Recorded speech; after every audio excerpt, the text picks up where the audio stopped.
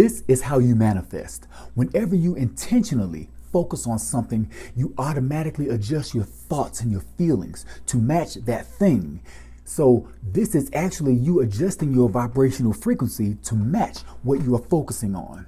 When aligning your frequency with that thing becomes a habit, you attract people, places, and circumstances that belong to that vibrational frequency.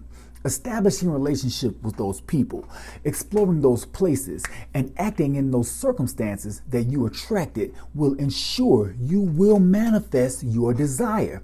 Now, doubting the process takes you out of alignment, and things don't move right when they're not aligned. So remember to set your intentions for having your manifested desire. Show gratitude once you receive your manifested desire. So that is how you manifest. If you need help with your manifesting process, DM me the word manifest. Be well, stay blessed, and as always, through love, be a blessing. God bless.